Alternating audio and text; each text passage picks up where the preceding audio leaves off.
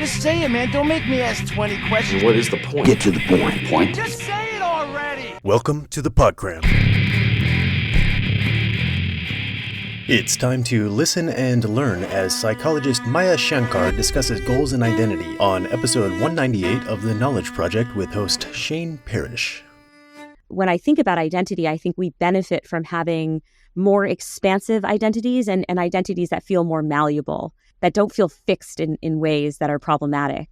As we navigate the many years of life that we have, we're willing to revisit and we're willing to re-examine and we're willing to see in a more flexible way. Feels like it can be limiting and empowering. It's almost like a thermos. Like it reinforces whatever you put into it. It doesn't have a judgment about good or bad.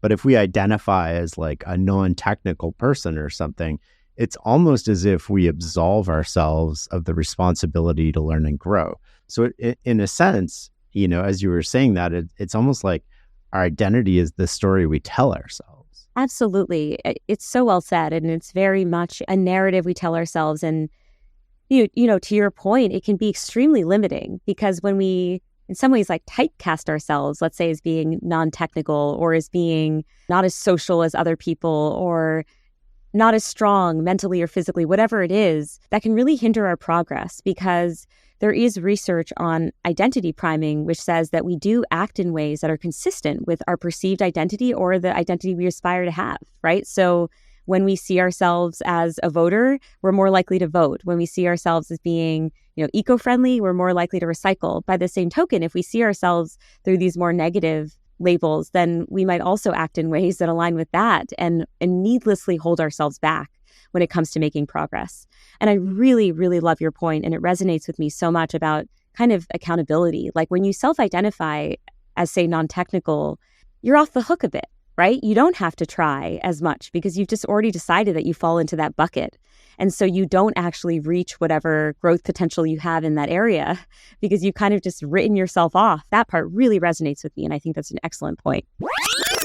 One of my favorite ways to solve problems is ask myself what I don't want. And I'm wondering if we can sort of do that with identity. And I was thinking about this, and I sort of think as identity as the things that we don't do more than the things that we do. What are the benefits and sort of cons of thinking about it that way?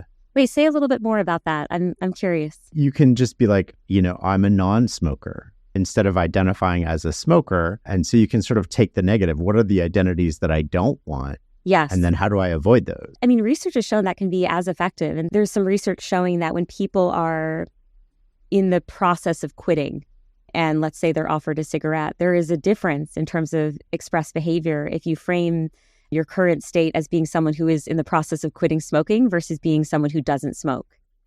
Right. I think when you add the not label, you can feel as fiercely about the things that you don't do, right? Even on the character front, like I don't lie, we can feel as much conviction in those non-behaviors as we do in the more proactive behaviors. There is some research showing that you do want to frame your goals in terms of do behaviors versus don't behaviors. So you had kind of acknowledged this before.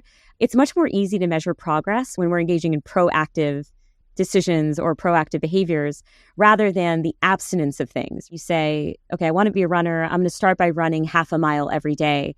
That's going to be easier to track than I'm not going to sit on my couch for as long, right? It's like that's a really hard thing to measure and also just doesn't feel as inspiring or motivating. So one mistake we can make is on a Sunday at 4 p.m. when we're laying on the couch watching TV, we think to ourselves, okay, I'm going to get up at 4 a.m. every morning and I'm going to work out at 4 a.m. And when push comes to shove, of course, we're at a very different state in that moment, and we often have a really hard time sticking to those goals.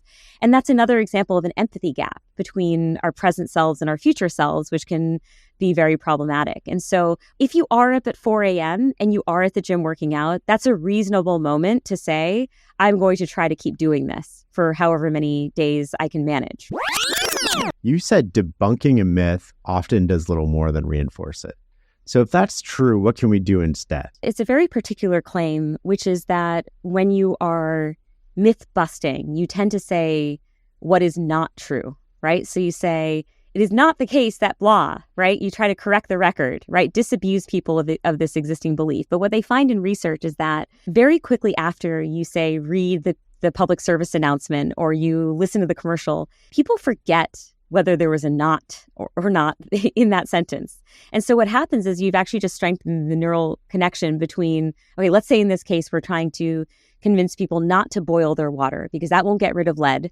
It'll actually make the problem worse. So we say is not true that boiling your water is going to lead to better water safety. Okay. They might forget the not. And so now I've just in my brain strengthened the relationship between boiling water and the term water safety. And so that's where we have to be careful. And so what research has found is that we should actually just make more affirmative statements that are correct. So in order to have safe water, you should use a water filter and you should install it in this particular way. And you should, you try to go on the road with the things people should do. And that way, you're only strengthening the neural connection between the two relevant things that do actually fit together and will actually lead to better outcomes. You want to recognize when you're defining goals as what we call approach goals versus avoidant goals, because they can have a different impact on our motivation. So, for example, I want to eat healthier foods versus the avoidant version of that would be I want to avoid unhealthy foods, right? And we do know that do goals are more motivating. They promote endurance. They're met with pride. Do not goals are more effective in certain cases where we're trying to inspire urgency. I want to share the one motivational technique that I use like every single day of my life. It's been the most transformative for me. So this is from my friend Katie Milkman at the University of Pennsylvania. She calls it temptation bundling. The idea is very simple, actually. But what you do is you pair a desirable task with an undesirable task. So something that you have to do, right? So let's say you have to unload the dishwasher. You have to fold laundry. You have to get some sort of work assignment done. You have to work out. Whatever the thing is that you have a little bit of dread towards is the undesirable task. But it's the thing that needs to actually happen. And then you pair it with a desirable activity that offers you more of an immediate reward. Okay, so this might be, okay, while I'm folding laundry, I listen to my favorite pop album that just came out. Or while I'm on the treadmill, I'm watching Netflix. Or while I am doing this really tough work assignment, I'm treating myself to like my favorite candy. And the key part, like the only way in which this temptation bundling works is if you actively deny yourself that rewarding activity in all other domains of life so that it really feels special and it feels coupled with the undesirable activity. So I can't be watching Netflix all the time and then feel motivated to go on the treadmill to just watch more Netflix, right? I have to choose, say, a show where it's like you can only watch the show when you're on the treadmill. You can only listen to this pop album when you're folding laundry. You can only eat this candy when you're working on writing your book, whatever the thing is, right? And I have found this to be such a game changer because you get really swept up in what happens with, for me, shitty reality TV shows. And I really want to know what happens. And so I do feel a pull to go back to doing the undesirable thing just because I'm so eager to see what happens in the plot line.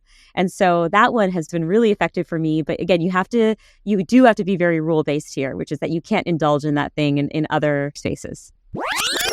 When I was 6 years old, I started playing the violin. And within a few years, I think my parents realized that my dreams and ambitions were surpassing whatever connections they had in the classical music world. And so one day I remember my mom and I were in New York for a different violin audition.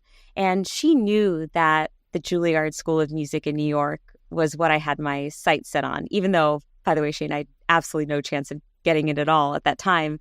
That was my dream. And so we're in New York and my mom just looked at me and said, hey, why don't we just stop by Juilliard and you can see what it looks like and it'll just be a fun experience. And so we walk over to Juilliard, and then as we're passing by the front door, my mom looked at me kind of mischievously and said, why don't we just go in? And I remember thinking that she was totally nuts. I mean, what did that even mean? We did not have an invite, right? I was not a student there, but she said, let's just go in there. What's the worst thing that can happen? And so we walked in there, and my mom, let the security guards know that her daughter dreamed of coming here and could we just check it out? And we ended up running into a fellow student and her mom, and my mom was chatting with them and expressing that I was really interested in playing the violin. And within just a few minutes, my mom had asked them if they were willing to introduce me to their violin teacher. Then fast forward, they were really gracious and said yes. And then 20 minutes after that, I was auditioning on the spot for this Juilliard teacher. Just looking back, I mean, yeah, it was a pretty wild story of just waltzing in there, but it was such a formative lesson for me about the importance of trying to be entrepreneurial and trying to just be a bit of a go-getter when opportunities are not just presented to you.